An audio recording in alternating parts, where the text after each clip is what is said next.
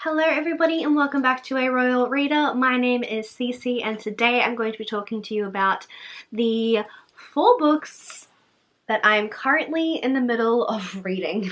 So as you can see, these are all quite chunky books and unfortunately I have been reading them for almost like 3 or 4 months each, I would want to say. Thought I would have a chat to you about the ones that I am currently in the middle of. We've got 2 fantasies, 2 fantasies, 1 paranormal, and 1 classic. And so let's go with the one that I have been reading for the longest time. So that's going to be Rebecca by Daphne du Maurier. I've been reading this for a while. I think I started this before I even left and moved to Brisbane. So it's been a while because I moved to Brisbane at the end of March. So it's been a while.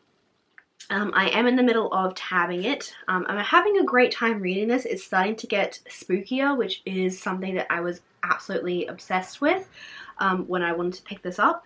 So if you didn't know, Rebecca is the story of,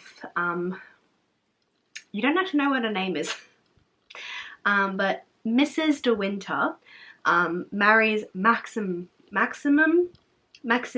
De Winter and decides to move into his big mansion, tries to take the place of Maxim's previous wife, Rebecca, who everyone just loved and were obsessed with, and she's constantly reminded of the fact that she is not Rebecca and she can never be Rebecca, and these people will just not let go of that.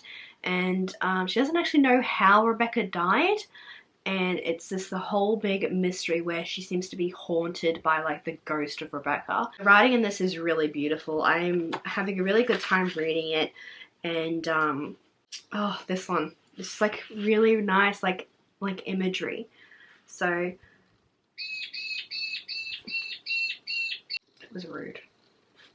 So there was something, I'm sorry, excuse me. There was something rather blousy about roses in full bloom, something shallow and raucous like women with untidy hair.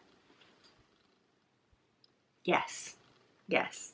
So I'm really enjoying this. We're getting creepier parts coming up, which is my my orange tab. So there was like a few moments here, but now they're starting to get a couple more, so that's really good.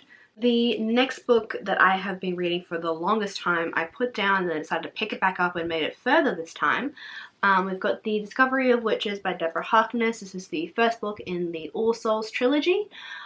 This is a story where we have our main character, Diana Bishop. She is a witch, and she's also a historian, an archivist. And somehow she manages to find this missing manuscript that basically has the entire history, or like the reason as to how like demons and witches and vampires and everything like that came to be. Somehow she manages to find it. It somehow comes to her. She doesn't know what it is because she doesn't really like being a witch and she doesn't like anything to do with her powers, so she doesn't realize what she, you know, read. All of a sudden it makes her like a target for all these other witches, all these other vampires and everything like that, until she meets Matthew Claremont, who is a vampire at the same university that she is, and I believe he's like a biologist or something along those lines, and he sort of like lets her know what she's done and like what she's sort of unleashed and like wrapped herself into. And I guess he's sort of like brought it upon himself to protect her in a way. This book is written for like the academics. It is, I wouldn't say it's like a hard book to read, but you definitely have to be in the right mindset in order to read it, which is what I found I was struggling with it the first time I attempted to pick it up. It's very academic, I want to say. Not much else I know really about this because I am only so far into the book.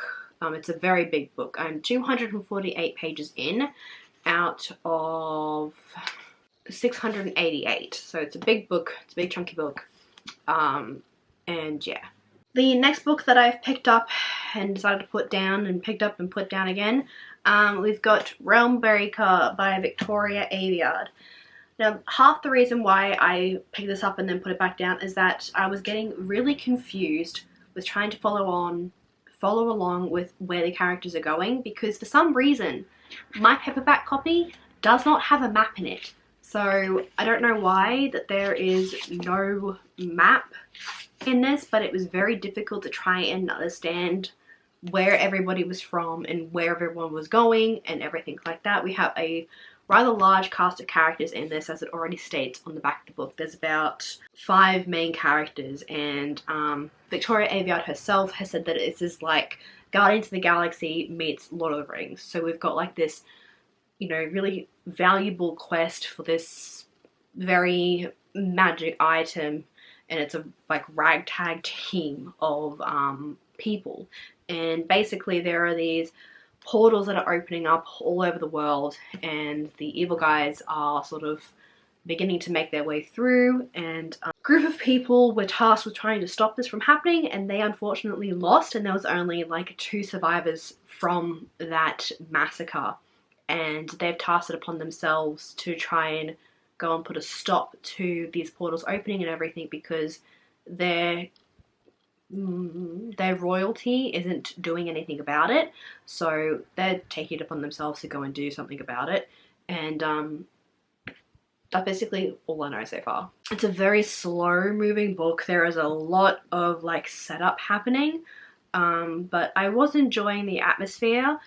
It's just very hard to try and like pinpoint where everyone is from and like what things are based off and stuff like that without having the map handy. But I don't know why this doesn't have the map in it, because I know that there is a map, because I've like literally had the picture up on my screen while I'm reading it. So I don't know why there's no map in this one. Alright, the last book that I'm in the middle of reading is Kingdom of Ash by Sarah J. Maas. I have been waiting to read this book for years. I read Empire of Storms back in like 2016 before Tower of Dawn came out, and literally that was like the last book that I read for that period of time before I started reading again back in, I think, the end of 2019, because the book put me in such a bad hangover, and I was just not prepared for anything. So yeah, I basically know all of the horrible things that happen in this book because of spoilers on TikTok and people who think that I have read this book and talk to me about it and then spoil me for it. So yeah, this is the last book in the Throne of Glass series to date anyway. I did see some rumors that Sarah J. Maas was talking about writing another series or something along those lines. Either way, to date, this is the last book in the Throne of Glass series. Throne of Glass, if you don't know, follows a main character, Selena Sardothian, who is a well-known assassin in the kingdom. She is given a get-out-of-jail-free card if she participates in the king's trials, where she can become the king's champion, do his bidding for a period of time, and then go off and be free.